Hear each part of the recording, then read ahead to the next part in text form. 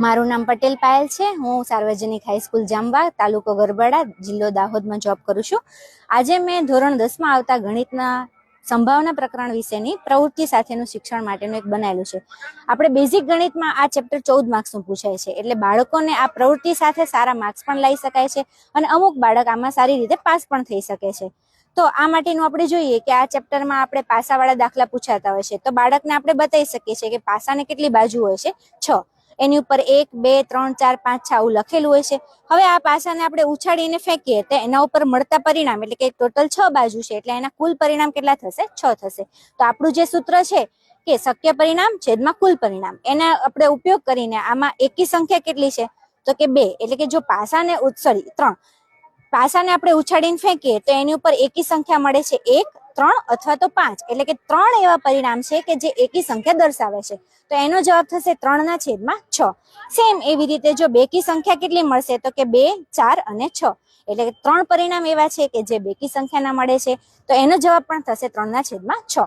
Same જો હવે એવું પૂછાય કે પાસાને ઉછાળતા તેની ઉપર મળતી સંખ્યા 4 કે 4 કરતા મોટી હશે, એની સંભાવના શું? તો આપણને પ્રશ્ન એવો છે કે 4 કે 4 કરતા મોટી, તો 4, 5 અને 6 3 પરિણામ એવા છે કે જે એને રિલેટેડ છે, તો શક્ય પરિણામ 3 થશે, કુલ પરિણામ 6 થશે, એટલે કે 3/6। જો એવો પ્રશ્ન પૂછાય કે 5 કરતા મોટી સંખ્યા કઈ મળશે, તો 5 કરતા મોટી કેટલી છે? 1 જ છે, એટલે કે 6, તો 1/6। આવી રીતે અલગ અલગ આપણે એના જવાબ આપી શકીએ છીએ। પછી સિક્કા માટેના પણ ઉદાહરણ પૂછાય છે કે એક સિક્કાને ઉછાળતા તેની ઉપર શું શક્યતા મળે, શું આવી શકે એના પરિણામ? તો કાંટો આવી શકે અથવા તો છાપ આવી શકે છે, એટલે કે 2 પરિણામ એવા છે કે જે સિક્કાને ઉછાળતા આપણને મળે છે, કાં તો કાંટો કાં તો છાપ। અને એનું એક સૂત્ર છે કે 2n, એટલે કે 2 ની n ઘાત। જો એકવાર સિક્કો ઉછાળવામાં આવે તો 2 ની 1 ઘાત બરાબર 2, 2 વાર સિક્કો ઉછાળવામાં આવે તો 2 ની n ઘાત, તો 2 ની 2 ઘાત બરાબર 4, અને જો સિક્કાને 3 વાર ઉછાળવામાં આવે તો 2 ની n ઘાત એટલે કે 2 ની 3 ઘાત બરાબર આ, એટલે કે આ એક સિક્કા માટે છે, આ 2 સિક્કા માટે છે અને આ 3 સિક્કા માટેની વાત થયેલી છે।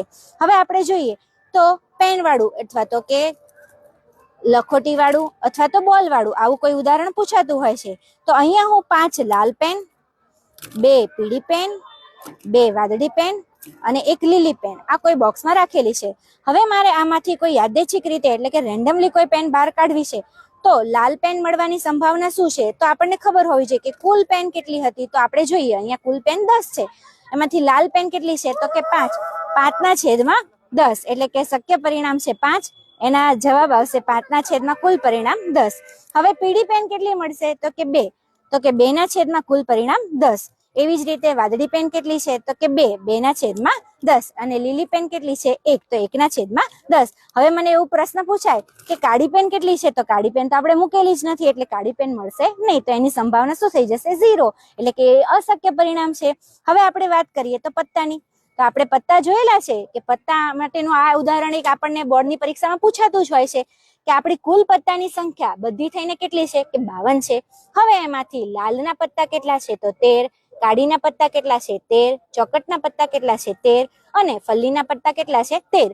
હવે મને પ્રશ્ન એવો પૂછાય છે કે જો યાદચ્છિક રીતે કોઈ પત્તું બહાર ખેંચવામાં આવે તો લાલ રંગનું હોય તેની સંભાવના શું? તો લાલ રંગના પત્તાની વાત છે, એટલે કે 13 + 13 એટલે કે 26/52 જવાબ આવશે।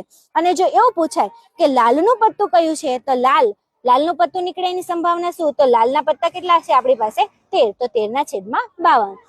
હવે પ્રશ્ન એવો પૂછાય કે યાદચ્છિક રીતે કોઈ પત્તું બહાર કાઢવામાં આવે તો એ મુખ મુદ્રા વાળું પત્તું હોય અથવા તો ચિત્ર વાળું પત્તું હોય, એની સંભાવના શું? તો ચિત્રવાળા આપણે પાસે કેટલા પત્તા હતા? તો આના 3, આના 3, આના 3, આના 3, એટલે કે ચારે પેટર્નના 3 પત્તા હતા, તો કે 12/52। હવે એવો પ્રશ્ન પૂછાય કે અંગ્રેજી મૂળાક્ષર વાળા પત્તા કેટલા છે?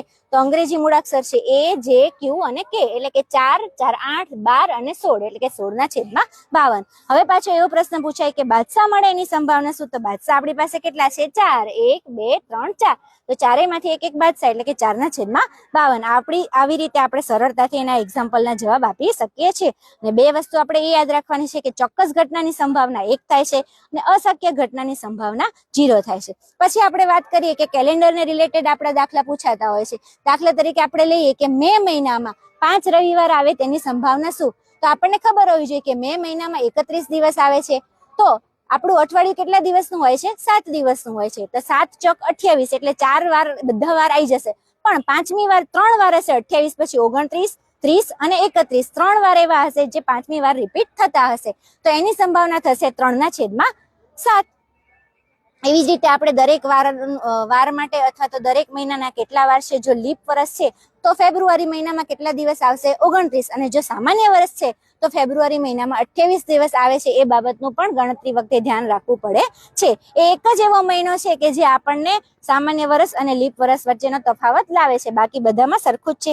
તો આ ચેપ્ટરને આવરી પ્રવૃત્તિ દ્વારા આપણે બાળકને સરળતાથી ભણાઈ શકીએ છીએ અને આપણું ગણિત વિષયનું પરિણામ પણ સારું લાવી શકીએ છીએ.